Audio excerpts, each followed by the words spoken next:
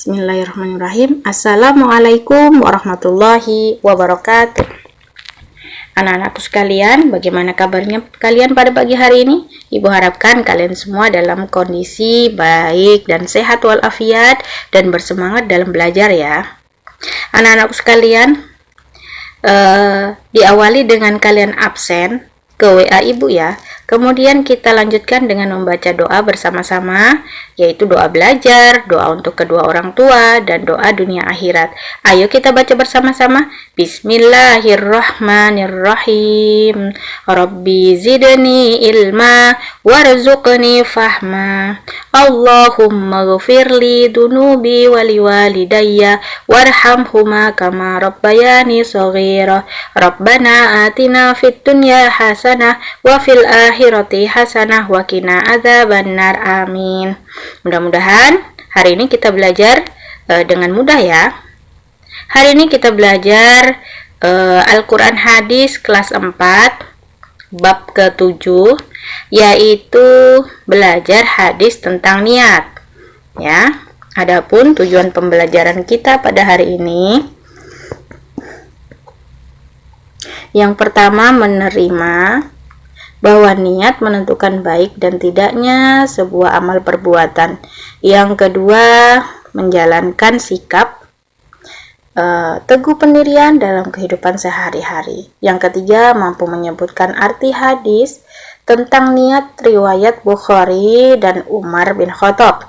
Yang keempat, mampu menghafalkan hadis. Yang kelima, mampu menulis hadis.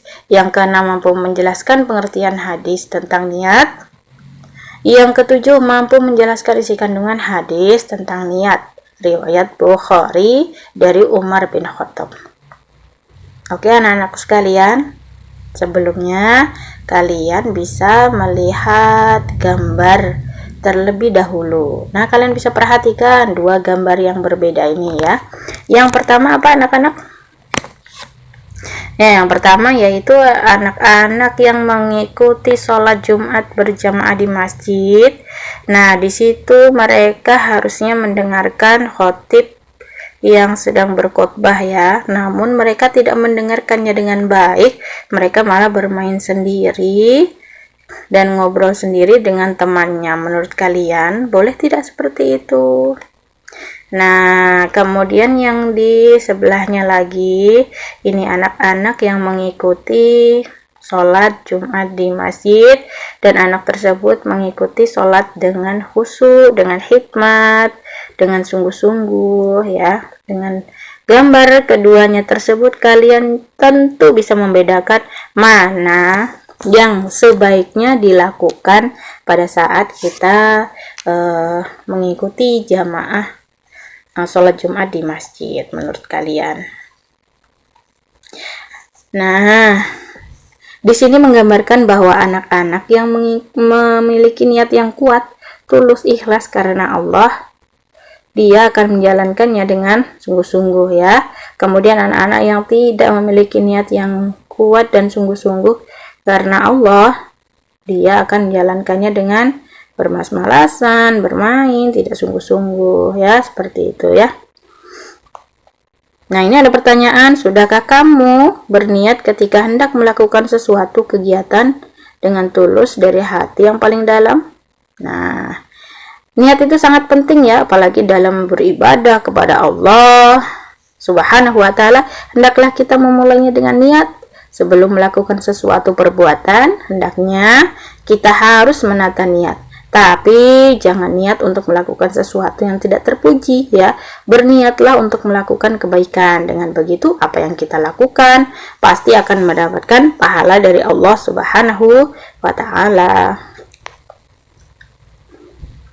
Nah, jadi apapun kegiatan kita di rumah, baik itu rutinitas, semuanya kita niatkan ikhlas karena Allah, beribadah karena Allah, membantu orang tua karena Allah. Jika semua diniatkan karena Allah, maka semuanya pasti akan mendapatkan pahala.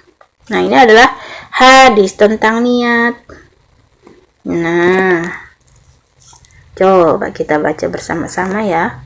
Ayo kita baca bersama-sama. Bismillahirrahmanirrahim. Qala Rasulullah sallallahu alaihi wasallam, innamal a'malu binniyati wa innama likullim ri'im manawa faman kanat hijratuhu ila dunya yusibuha au ilam ra'atin yankihuha fahijratuhu ila ma hajara ilaih.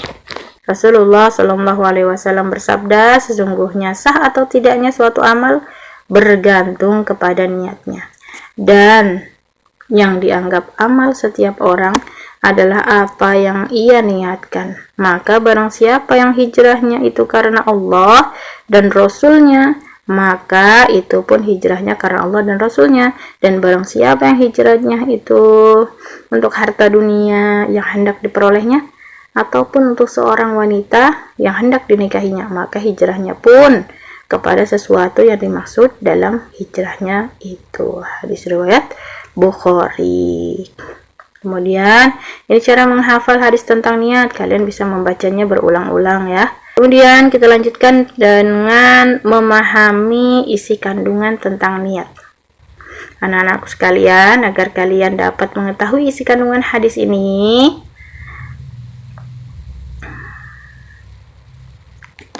ya, kita bisa melihatnya di sini. Ya.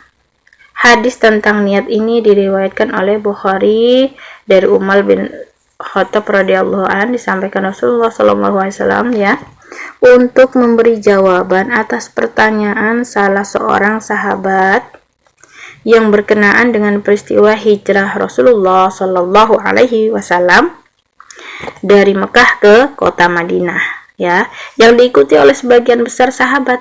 Dalam peristiwa tersebut ada salah seorang laki-laki yang ikut hijrah bersama Rasulullah Shallallahu Alaihi Wasallam, akan tetapi niatnya bukan untuk kepentingan perjuangan Islam, melainkan ingin menikahi seorang perempuan yang bernama Ummu Qais. Perempuan tersebut sudah bertekad akan turut hijrah bersama Rasulullah Shallallahu Alaihi Wasallam, sedangkan laki-laki itu pada mulanya akan tinggal di Mekah. Ummu Qais bersedia dinikahi di tempat tujuan hijrahnya Rasulullah Shallallahu Alaihi Wasallam, yaitu di Madinah. Akhirnya laki-laki itu pun ikut hijrah ke Madinah. Nah, peristiwa itu ditanyakan kepada Rasulullah Shallallahu Alaihi Wasallam, apakah hijrah dengan niat seperti itu diterima atau tidak? Kemudian jawaban Rasulullah Shallallahu Alaihi Wasallam secara umum disebutkan dalam hadis di atas, dan dari hadis di atas kita dapat memahami bahwa niat yang sangat penting. Niat itu sangat penting dalam ajaran Islam, khususnya dalam melakukan ibadah kepada Allah Subhanahu wa Ta'ala. Misalnya, sholat, puasa, ibadah lainnya, walaupun memenuhi syarat dan rukun, belum tentu diterima dan memperoleh pahala dari Allah Subhanahu wa Ta'ala ya, kalau niatnya bukan karena Allah. Oleh karena itu, niat dalam melaksanakan setiap amal ibadah harus betul-betul ikhlas, hanya mengharap ridhonya Allah semata ya, sebagaimana Allah Subhanahu wa Ta'ala berfirman dalam surah Ali Imran ayat 29 yang artinya, katakanlah, jika kamu menyembunyikan apa yang ada dalam hatimu atau kamu melahirkan, pasti Allah mengetahui. Allah mengetahui apa-apa yang ada di langit dan apa-apa yang ada di bumi, dan Allah Maha Kuasa atas segala sesuatu ya. Jadi niat adalah menyengaja melakukan sesuatu yang diikuti dengan perbuatan. Niat tempatnya ada di dalam hati. Siapapun tidak akan mengetahui niat apa yang ada di dalam hati seseorang. Ketika ia mengajarkan sesuatu, ketika ia mengerjakan sesuatu, kecuali dirinya dan Allah saja. Karena itu Allah Subhanahu wa taala mengetahui siapa di antara hamba-hambanya yang memiliki niat baik atau buruk dalam beribadah. Ya, seseorang yang melakukan amal ibadah dengan baik menurut pandangan manusia tetapi niatnya salah atau tidak ikhlas, maka amalnya itu sia-sia, sebab Allah Subhanahu wa taala tidak melihat bentuk rupa manusia, tetapi Allah Subhanahu wa taala akan melihat niat yang ada di dalam hatinya.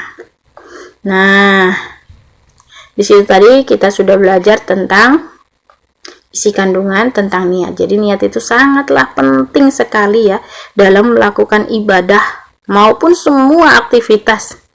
Ya, jika niat kita untuk beribadah kepada Allah, maka sudah pasti kita akan mendapatkan pahala. Jika niat kita beribadah, kita tidak berniat, kita melakukan ibadah namun niat kita bukan ikhlas karena Allah Subhanahu wa taala, hanya karena ingin dipuji, ingin mendapatkan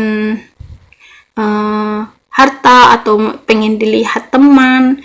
Nah, itu semua akan kita dapatkan, namun kita tidak akan mendapatkan pahala dari Allah Subhanahu wa taala. Jadi sangatlah rugi jika kita tidak mengharapkan ridhonya Allah Subhanahu wa taala. Jadi kalau kita melakukan ibadah kebaikan atau aktivitas sehari-hari, jika kita niatkan juga beribadah kepada Allah, kita mulai dengan membaca basmalah dan diakhiri dengan hamdalah alhamdulillahirabbil alamin, maka itu juga sudah perbuatan atau kegiatan yang kita niatkan kepada Allah Subhanahu wa taala, sehingga kita akan mendapatkan pahala dari setiap apapun yang kita lakukan. Itu luar biasanya kita umat Islam ya. Dari awal bangun tidur sampai mau tidur lagi, itu jika kita semua niatkan dalam beribadah, otomatis semuanya nanti akan mendapatkan pahala dari Allah Subhanahu wa taala. Kuncinya adalah di niat kita ya, harus benar-benar niat karena Allah Subhanahu wa taala, tidak menginginkan yang lainnya. Oke. Nah, kesimpulan dari pembelajaran kita hari ini, yang pertama, niat adalah menyengaja melakukan sesuatu yang diikuti dengan perbuatan. Yang kedua, niat sangat menentukan sahnya suatu ibadah. Yang ketiga, hal yang membedakan antara kebiasaan dan ibadah adalah niatnya. Yang keempat, Allah akan menerima amal ibadah seseorang yang diniatkan secara ikhlas semata-mata mengharap ridho Allah Subhanahu wa taala ya. Yang kelima, hindarilah perbuatan atau amal ibadah karena ingin dilihat, riya, atau ingin didengar sum'ah oleh orang lain. Oke anak-anak sekalian, mudah-mudahan pembelajaran pada hari ini dapat bermanfaat dan dapat kita amalkan dalam kehidupan kita sehari-hari, sehingga kita mendapatkan ridho dari Allah Subhanahu wa taala dan semakin kita bersemangat memperbaiki niat kita dalam melakukan ibadah maupun aktivitas kita sehari-hari. Oke anak-anak sekalian, semoga kalian semua tetap sehat selalu dan semangat di dalam belajar. Ibu akhiri, wassalamualaikum warahmatullahi wabarakatuh.